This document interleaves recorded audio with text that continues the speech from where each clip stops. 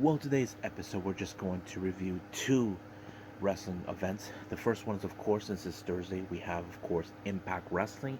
As you know, we're not that far off. We're only a week and a half away from, of course, the latest pay per view.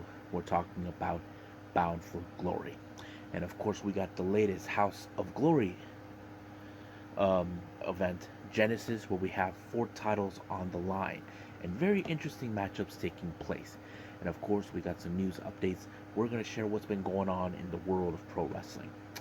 So, get ready for another episode of Deleted Wrestle Zone.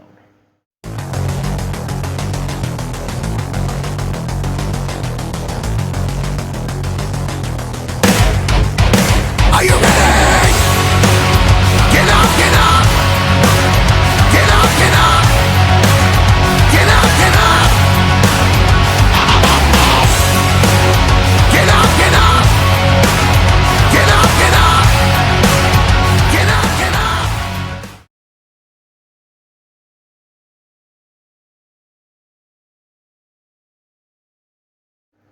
Welcome everybody to Deleted Wrestle Zone, all things that is pro wrestling with AEW, NXT, New Japan Pro Wrestling, Impact Wrestling, the National Wrestling Alliance, various promotions, wrestlers, matches, and championships. I am your host, J-Rod here. So, let's begin with Impact Wrestling. It opened up with a tag team match. We got Bullet Club members Ace Austin and Chris Bay. Alongside with them, and company is Juice Robinson. They take on the team of Laredo Kid and Trey Miguel. Now, these two guys have teamed up before. They actually faced off one another. I thought it would be a good dynamic between them. But however, you're dealing with two former X Division champions, which is part of their forte. Now, you got to keep in mind they have to stay on their toes due to the fact you got Juice Robinson right outside in the ring. He could do anything, any kind of damage. But however, I did like how it ended with Ace Austin applying the fold onto Trey Miguel, giving the Bullet Club a straight up victory. Now, we do get an interview where Bhupinder Gurjar, as you know, he had a fantastic match. He did not win the digital media title. However, he did announce that he will be cleared to wrestle real soon, and he'll be heading to Bound for Glory for the Call Your Shot Gauntlet match. Now, if you guys aren't familiarized with that, this is an actual gauntlet where, of course, who's going to be the opportunity they can get an opportunity for any title they want. Now, if Bhupinder wins, he can get a shot of the digital media title, and there's nothing that Brian Myers can do about that. Now, our next interview is Frankie Kazarian. As you know, Frankie is the number one contender for the X Division title. As he was a X Division champion himself in the past in his own right, but now he's facing a new type of breed in the X Division, and I'm sure this is going to be a very interesting match. So he did say he will reclaim this title once again, but we just got to wait and see because Mike Bailey has been on a roll ever since then, and you know how they say the hits keep on coming. Now, our next match we have is the Open Challenge for the Digital Media Championship by Brian Myers taking on Crazy Steve. But you know this match is going to fall into favor with Brian Myers due to the fact that he called himself the most professional wrestler due to the fact he likes to cheat in order to prove that he is the best. But he did say he will have an open challenge contract on Bound for Glory. But the real question is who will step up to the plate as soon as he defeated Crazy Steve. Now we do go back to memory lane. Johnny Swinger goes back to the old location of the Swingers Palace, and of course Ziggy Dice was there. But he bumped into several people that he knew. We're talking about Johnny E. Bravo and of course his wife, who is one of the Swingerettes. But of course they bump into Taya Valkyrie and Jessica. But however, because of Jessica's appearance, we do see Rosemary talking to Father James Mitchell, who had no time to deal with Rosemary's crap. As you know, that Rosemary's having a hard time trying to accept the fact that you got this personality, Jessica, who took over Havoc, and I think that's what drives her crazy. But we won't know until what else is going to happen. As you know, they will be challenging for the Knockouts tag team titles, so we'll see where it's going to take us.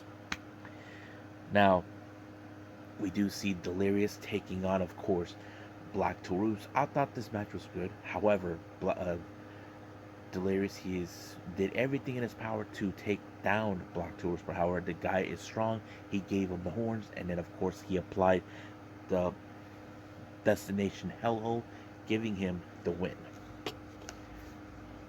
Now, our next interview, we have Bobby Fish. As you know, Bobby Fish made a surprise appearance at Victory Road.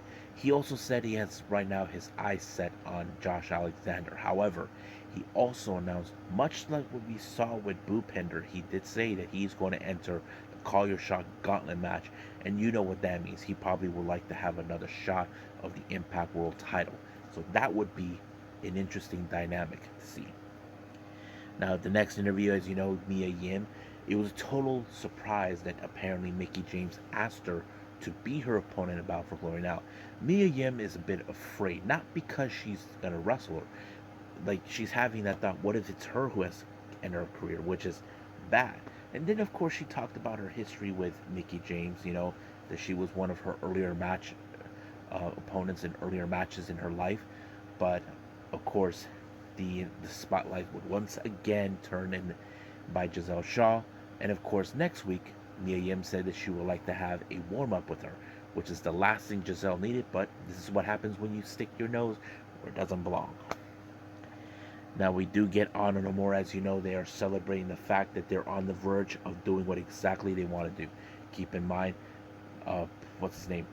Eddie Edwards is the first person in almost a year that actually pinned Josh Alexander.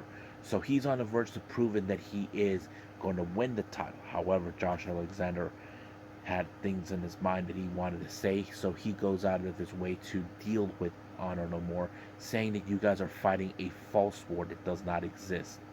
And even though he believes that, Eddie Edwards, he turned his back on everybody for a war that doesn't even exist. But of course, Eddie is being delusional, thinking that he will win this title and set things right for Impact Wrestling. But however, he goes out to the ring, deals with Honor No More. Then of course, the Heath Swan came out to help them. Then PCO, then Vincent, and then finally we have the Motor City Machine Guns setting the record straight. Then we see a tag team match between Heath and Rich Swann to take on Vincent and PCO. Now, the X factor is this: PCO is the much common thread than everyone else, and I think that kind of tells us that they have to eliminate him first before anything else. But luckily, Rich Swann was able to apply the Phoenix Splash onto Vincent to pick up the win. Now, our next interview, Moose. As you know, he finally admitted, yes, he was working with Stephen Macklin, all this and that. However, he's now going to try to do the same thing once again, repeat himself for what happened last year's Bound for Glory. If you guys remember, he won the Call Your Shot Gauntlet match, and he called his shot right after Josh Alexander beat Christian Cage for the Impact World title. But however, Steve Macklin had anything to say about that. Now, even though this feud between Macklin and Moose is taking a toll, Callahan felt like, this thing has to end in some ways, but Scott D'Amore had a much better idea. Let them fight it out, but Sammy will be, of course, the referee. So this is going to be a very interesting thing to see. Now, as you know, we had the pick your poison thing with, of course, we saw on Victory where we saw Jordan Grace taking on Max the Impaler, and of course, Jordan Grace picked Ali Cash to beat Masha Slamovich in a opponent, but in the Monsters Ball match. Now, keep in mind, it's so intense how things are now turning out. Tables, ladders, even thumbtacks. I did not anticipate the whole thing, but of course, it was Masha Slamovich that picked up the win. And I think this is a very good match, and I think it was showing now that Masha is not playing around, that she's here to win matches. Now, keep in mind, she's still undefeated in Impact Wrestling. But the obvious question does remain: can Jordan Grace beat her, or she will fall victim to Masha? Well, we just gotta wait and see until Bound for Glory next week or so, but we'll find out. I believe right now it's time to end it right here and move on to our final review, House of Glory Genesis.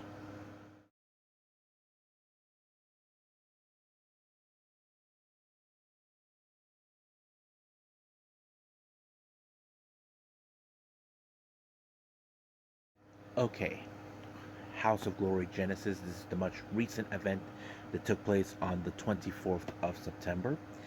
It opened up with Mantequilla coming out. As you know, he is the brand new House of Glory Cruiserweight Champion. Now, the Cruiserweight Champion is always defeated in two different variations. One, either as a one-on-one match or a six-way scramble match. However, Mantequilla said that he has a match against Grim Reaper, but however, he did state it, whoever wins the match in the six-way scramble match will be the number one contender for the title, and that's exactly what he wanted to do. So he wanted to make some good promises to give good matches to those who earn a shot of this title. Now, our opening match was the six-way scramble. We have, of course, Michael Payne, Darren Richards, Benton Rude, um, Rohi Royal, Rochi Roach, and of course Nolo Kitano. Now, this match was insane. Now, you can tell that people are hungry for this type of opportunity for a shot of the cruiserweight title, but it was, of course, um, what's his name? The Nolo Kitano who picked up the win onto um, Darren Richards with this interesting move called the Grand Rotation or something like that. I thought it was an amazing move how he ended, and he picked up his opportunity for a chance of the Cruiserweight title. Our next match we have Evander James of the House of Glory Police Department taking on Encore. Now, Evander James has started to change a little bit of his attitude recently, and it was like the reason is this: he's been dealing with the same old war, especially when it came to, of course, Charles Mason, who's been a thorn of his side. But however, it was Encore who picked up a very good victory against Evander James. Now, Encore tried to shake his hands, but Evander decided to walk away. But he had his right hand, I forgot her name, actually pinned, gave him a fist bump to an Encore, knowing that he showed respect. Even though they're not enemies, but we'll see about that. Now, our next match, we have tag team action. We got Milk Chocolate, Brandon Watts, and Randy Summers to take on the main event, Jay Lyons and Midas Black. Now, I thought this match was unbelievably good. However, this match also drew the attention for a possibility of a tag team title match in the future. But it was, of course, the main event with the grand finale that picked up the win onto Watts. 1, 2, 3. Now, it makes you wonder now, with the current tag team champions, the Briscoes, will they get another shot? That is something we definitely got to see. Now, our next match, we have Loki versus Penta. I thought this match was a total banger because the truth is, these are two different wrestlers that you would imagine. Loki's been around the block. He's been there, done that. Penta, you know, he's one of the most popular wrestlers ever. I even met him. That is insane the way it goes. But one thing I do know is that this match ended in a way that I did not anticipate. We don't know for sure what happened, but it looks more like Loki got hurt in a little bit, so he ended up with a count out, giving Penta the opportunity to win. However, there seemed like a bit of a talk between the two. Showed respect, but at the same time, there is no doubt that there's going to be a rematch of this particular match, and I'm all for it. Now, our next match is a championship match, our very first of four. The House of Glory tag team titles between Evil Uno and Stu Grayson of Dark Order, reunited once again, taking on the Briscoes. Man, that match was also great. As much as I like the Briscoes, I love to see Stu and Uno together as always. I wish Stu was back with AEW. They should be going for the tag titles. That's something I should have seen that should have happened. But seeing them going against the Briscoes was amazing. But however, the Briscoes picked up a good victory when they applied the Doomsday, giving them the win. However, because of the previous tag match we saw with Main Event and Milk Chocolate, it appears that the Main Event want another opportunity, and it appears it's going to happen. We just don't know when or when is the timing is going to take place. So we'll find out. Now, our next match, we have the House of Glory Cruiserweight title. We have the Grim Reaper versus Mantequilla. This match was pretty good. I enjoyed it because, you know, Grim Reaper, he is a guy who earned his position to get an opportunity. but it wasn't too much. But I was surprised with Mantequilla when he applied like a avalanche choke slam onto Grim Reaper to pick the win. However, post match, Nolo Kitano shows up with a sword. Looks like he's sending a message that he is coming for the title, and there's no guarantee that that's going to be a banger of a match as well.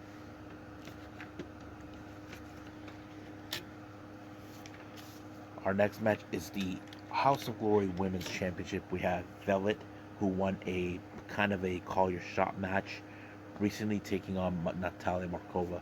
This match was pretty good. I enjoyed it because it showed a lot of momentum that the Violet tried to put in order. Now, Natalia Markova, don't get me wrong, she is an incredible wrestler. She is amazing. But however, Violet tried every maneuver possible.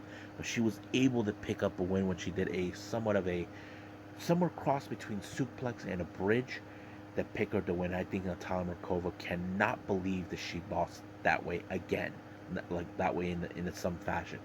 But there's guarantee that she will possibly get another opportunity. We just don't know when. Now our main event is the House of Glory Crown Jewel title in a ladder match between Ken Broadway and Charles Mason. Now these two obviously been going back and forth. The first time these guys encountered, Charles Mason attacked him and put him out of his misery for him just to get an opportunity for a championship matchup alone. He doesn't want someone else to do it. But of course he has people like Ramos and Roshi Roach to help him. And I thought the match was great. He even tried to handcuff Ken Broadway in order for him to win. However, luckily for him, Encore showed up to give a helping hand. And of course, a member of the House of Glory Police Department showed up to stop Mason. But all of a sudden, we saw Evander James. He helped Mason. He just became a dirty cop. It's still unclear why. But the announcer thinks he just accepted the payout. But we don't know. I don't know how the other two members of the House of Glory PD will feel about this. I wouldn't be surprised if they kick him out or whatever is going to happen. But once again, Charles Mason picked up the win when he pulled the ladder out, maintaining his status as the crown jewel. But sooner or later, someone has to take care of Mason. Whether if someone has to make him bleed or take him out or take out his associates. But we don't know. So it was a pretty good event. We'll see what happens next month, which is, of course, coming Saturday. We'll find out. But right now, let's move on to our final thing, and that's going to be news updates.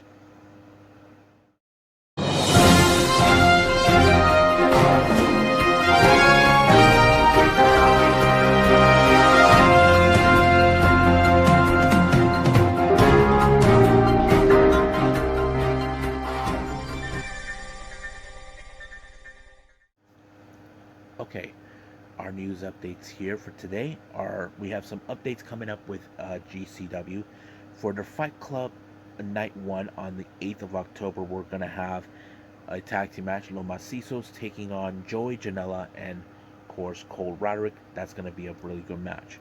Now, on the 22nd of October, we have, of course, Drop Dead that will announce the GCW tag team titles will be on the line.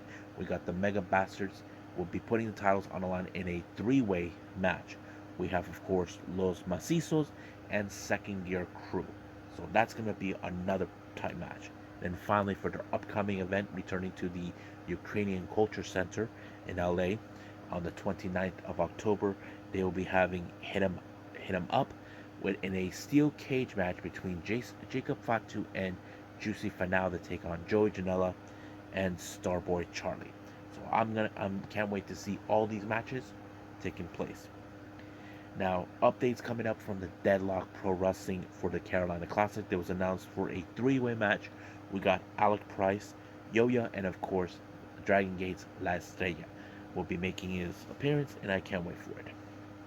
Now, Pro Wrestling Eve has announced for their upcoming event on November 13th for WrestleQueendom 5. We're gonna have the members of the the Yoshi promotion, Marvelous, Takumi Iroha or will be taking on Maria. Now, I love these two ladies; they're amazing. They're really fun to watch. So I don't know if they ever faced off each other. I know they teamed up together on certain occasions, but we'll find out. Now, I don't know how you guys feel about this because this was reported by Lucha Libre Online. If you guys remember, former NXT UK star Travis Banks was let go by the company back in 2020 due to the allegations that were set against him on the Speaking Out movement. If you guys remember, Millie McKenzie revealed a dark secret that took place from years ago. Travis Banks took advantage of her because of his status as the teacher and her as the student. Now they were in a relationship, but however, Millie McKenzie made a good point that Travis Banks has violated the code of teacher and student, and of course since then he was let go. Bandito did had a problem where he booked them for an event, but this time it was revealed that he made an appearance at Alberto Del Rio's promotion Nacion Lucha Libre. Now, I don't know what's the backlash for this. I don't know exactly what's going to take place, but hopefully I'll find out more information on that. And then finally, if you guys remember this WWE medical doctor named Dr. Chris Anman, well, it just turns out that he stepped down is going to be stepping down as the senior medical officer in the WWE medical group, and he gave a notice a while back that he was leaving. However, you may know him as the Doctor, who actually was played a lot, had a lawsuit by both CM Punk and Cole Cabana. You know, I like to say that the WWE Doctors are a bunch of scumbags for lying. I mean, I've been hearing stories about them. I don't know about you guys, but I'm glad this guy is leaving because I think he was a scumbag, and I think that's why I believe that. So I think that's pretty much it. What we have now, I believe it's time to call it a day.